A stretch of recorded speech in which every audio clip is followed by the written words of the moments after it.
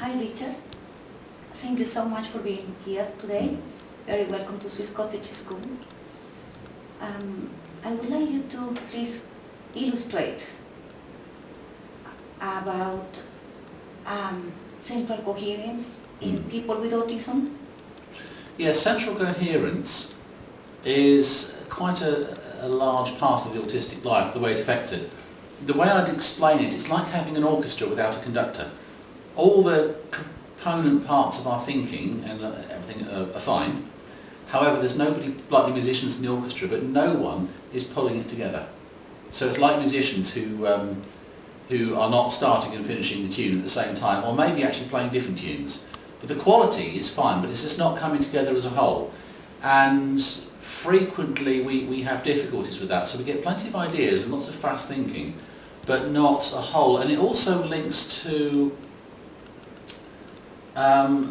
with autism, a difficulty with us is seeing the big picture, and it leads to difficulties with us getting a concept and contextualising information and skills.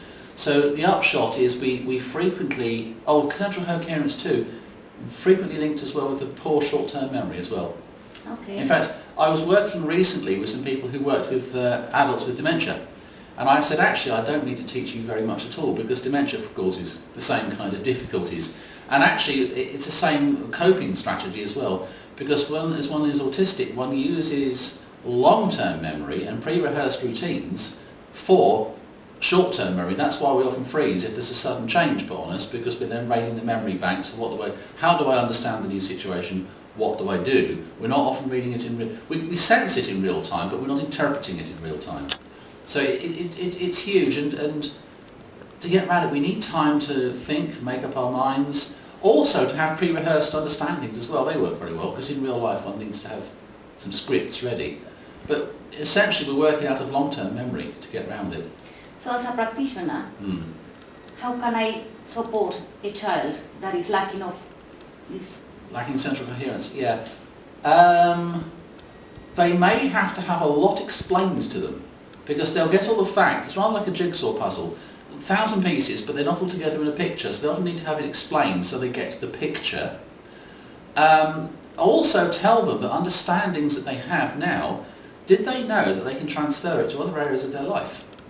And also the problem-solving skills they've got, they transfer, that often helps. We often need help too with basic sequencing. We can get stuck in a simple thing like getting a drink. Where am I? Oh, distracted by a detail. Whoops, gone.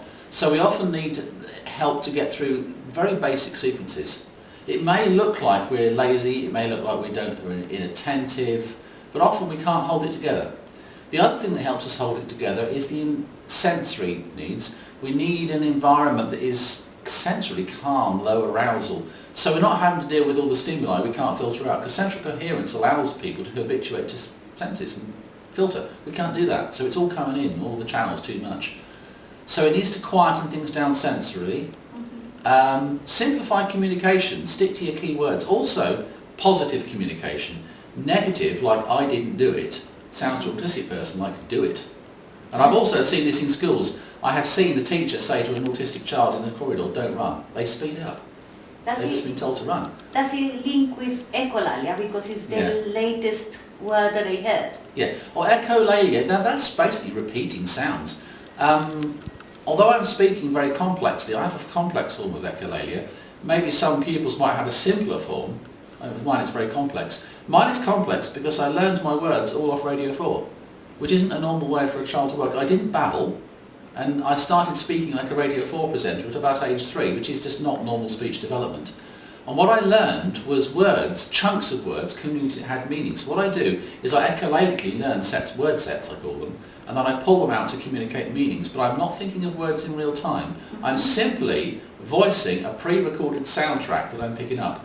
And a lot of people with autism will echolalically repeat. And so you will typically find repetitions of frequently recurring things like adverts, jingles, things I see on television, hear on radio, hearing music, will be repeated. And it also, echolalia will also go on in through to sounds as well as speech, so they different sounds too. And that's the way we process these things. We often have extreme difficulty thinking of words in real time. I actually can't do it. I cannot get a word. And sometimes in a conversation I can go blank or just drop out of it, or somebody says hello and I don't reciprocate because I'm bold and completely unexpected. I didn't have a pre-prepared set of words. Thank you. Thank you very much.